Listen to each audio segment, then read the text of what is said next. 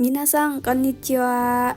Pada kesempatan kali ini, kami akan membahas salah satu olahraga yang ada di Jepang, yaitu Kendo. Kendo tuh apa sih? Jadi semuanya, kalian pasti pernah nonton film atau anime bertema samurai.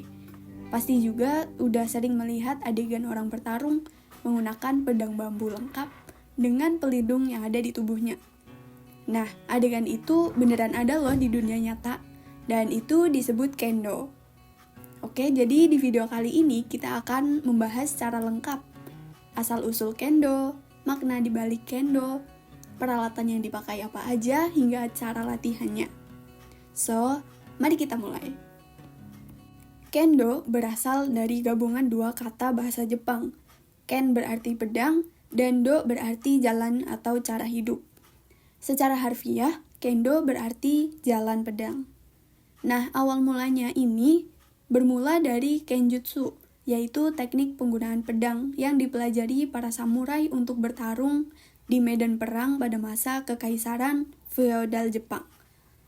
Nah, memasuki abad ke-17 saat Jepang memasuki masa damai di bawah kesogunan Edo, kebutuhan akan pertarungan semakin berkurang.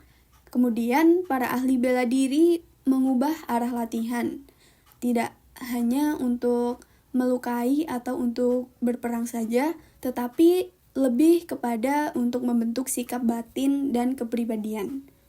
Nah, pada saat itu pula diciptakan alat latihan yang aman, yaitu shinai atau pedang dari bambu, serta seperangkat pelindung bernama bogu.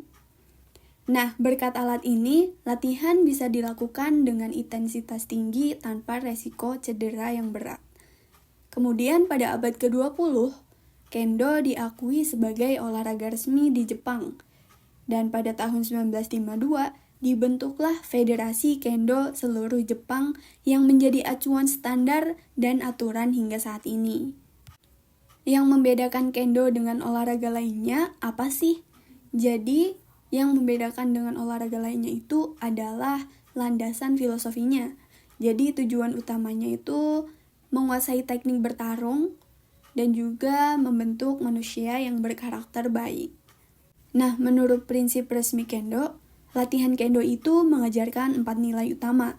Yang pertama ada reigi, yaitu menghormati orang lain, mematuhi aturan, dan menjaga tata krama dalam setiap situasi. Yang kedua ada koki, yaitu artinya mengendalikan diri sendiri untuk tidak mudah terbawa emosi dan tetap tenang ketika di bawah tekanan. Yang ketiga ada nintai, yaitu tabah dan tekun menjalani proses, meskipun latihan terasa berat dan melelahkan. Yang keempat ada seijitsu, yaitu bersikap jujur dan tulus, baik dalam tindakan maupun niat. Dengan begitu, Kendo menjadi sarana melatih tubuh sekaligus memperkuat jiwa. Nah, untuk lebih lanjut lagi, kita akan dengerin penjelasan dari Kia. Untuk bisa berlatih dengan aman dan benar, dibutuhkan peralatan khusus. Yang pertama ada shinai, alat utama berbentuk seperti pedang terbuat dari bilah-bilah bambu yang disusun rapi. Ada meng, pelindung kepala dan wajah dilengkapi kisi besi agar penglihatan tetap terjaga. Lalu ada do, pelindung bagian dada dan perut terbuat dari bahan keras dan ringan. Lalu ada kote, sarung tangan tebal yang melindungi pergelangan tangan dan lengan. Lalu ada tare, pelindung bagian pinggul dan selangkangan sekaligus menjadi tempat mencantumkan nama peserta.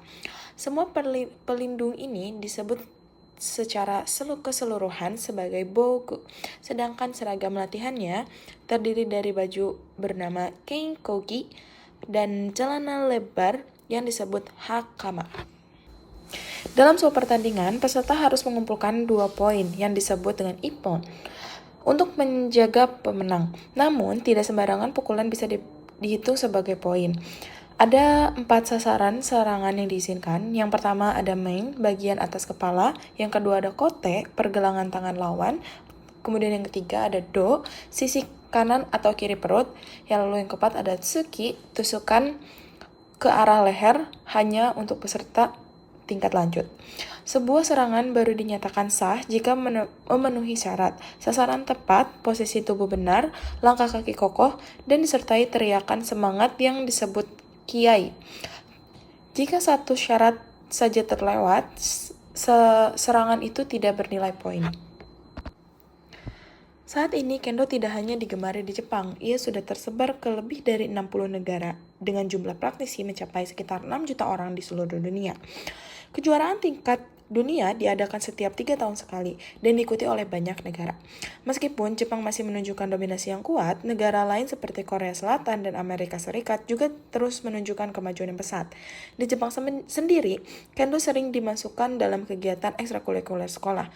Bagi mereka, ini adalah cara melestarikan budaya sekaligus membentuk disiplin generasi muda. Hingga kini, kendo belum menjadi cabang resmi Olimpiade, namun dukungan terus mengalir agar olahraga ini makin dikenal luas di kancah internasional. Oke, jadi itu tadi pembahasan seputar kendo. Kesimpulan singkat dari pembahasan tadi adalah kendo merupakan perpaduan antara olahraga seni bela diri dan cara membentuk kepribadian. Nilai-nilainya bisa kita terapkan tidak hanya di atas arena saja, tapi juga dalam kehidupan sehari-hari tentunya. Seperti pesan para pelatih, yang paling berharga bukanlah seberapa kuat pukulanmu, tapi seberapa baik dirimu dibentuk oleh proses latihan itu sendiri. Semoga penjelasan ini bermanfaat dan menambah wawasan kalian. Jangan lupa dukung channel ini agar makin berkembang. Terima kasih sudah menonton dan sampai jumpa di kesempatan berikutnya.